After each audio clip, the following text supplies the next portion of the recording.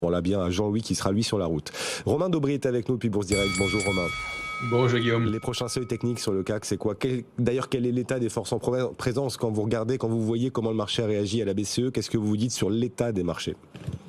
Déjà, ce qu'on peut dire, c'est ce qui s'est produit hier en termes de force. Et encore une fois, quand on monte sur les indices européens, parce que le comportement est différent aux États-Unis, mais quand on monte sur les indices européens, on n'a pas de soutien. L'Eurostoxx avait progressé d'1,66% hier.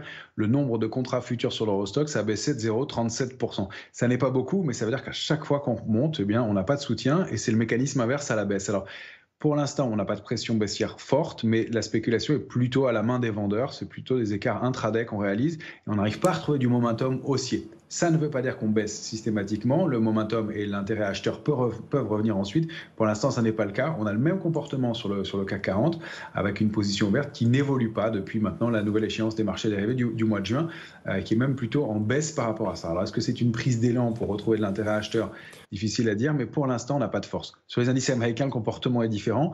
La hausse d'hier s'est formée avec une création d'intérêt sur le S&P, sur les futurs. Donc, il y a eu du soutien dans ce débordement haussier. Il faut dire en revanche que le volume n'a pas été extraordinaire sur le S&P. Il a été assez soutenu sur le Nasdaq. Donc, on a quelque chose de mitigé. Et puis, si on regarde en termes de force globalement, on a un manque d'harmonie entre tous les indices qui, sur les indices majeurs américains, eh bien, sont en train de déborder et former encore des nouveaux plus hauts en séance, alors que nous, on est bloqué depuis 3 mois. Et on aime bien, encore une fois, que les indices évoluent de concert. Et ça peut se traduire par un rattrapage haussier. Ça peut aussi se traduire par une consolidation un peu plus marquée. On n'a pas beaucoup de participation dans ce dernier mouvement haussier sur les indices américains, c'est-à-dire qu'il y a peu de valeurs sur lesquelles qui concentrent ce mouvement de hausse. Attention, encore une fois, à des contre-pieds. Le mouvement peut paraître un peu asymétrique. Il n'y a pas d'invalidation de la hausse, mais attention à d'éventuels contre-pieds. Romain, quels sont les prochains seuils techniques sur le CAC et les principaux indices, les prochains seuils et paliers à surveiller?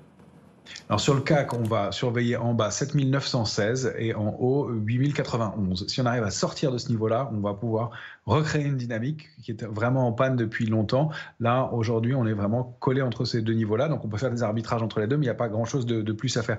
Si on regarde, par exemple, le S&P, qui est évidemment l'indice majeur américain, là, on va réajuster les niveaux, puisqu'on en a débordé des niveaux majeurs. Le premier niveau d'alerte, le niveau d'alerte intraday, on va dire, c'est la zone 5304, 5317. Et ensuite, la cible suivante, c'est 5371, puis 5416. Pour vraiment créer une alerte sur le S&P, il faudrait repasser sous 5234. On n'y est pas pour l'instant. Encore une fois, aucune invalidation.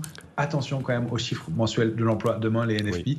Il pourrait y avoir des contre-pieds ou de la volatilité. C'est le dernier gros rendez-vous avant la réunion de la Fed la semaine prochaine. Effectivement. Et demain, ce rapport sur l'emploi pourrait... Alors, on verra. On a à chaque fois été surpris. Mais bon, on verra.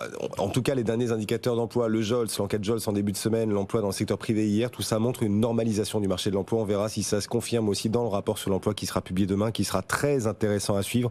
Gilles Mouek, d'ailleurs, nous en parlait dans l'Écho du Monde. Le replay est disponible, si vous l'avez raté, sur notre application BFM Business. Et on vous apporte un coup d'avance chaque jour. Et donc, coup d'avance aujourd'hui avec Gilles Mouek sur le rapport sur l'emploi. Romain, vous restez avec nous. On va évoquer dans un instant cette valeur sur laquelle vous voyez un potentiel technique intéressant. D'abord, la question du jour.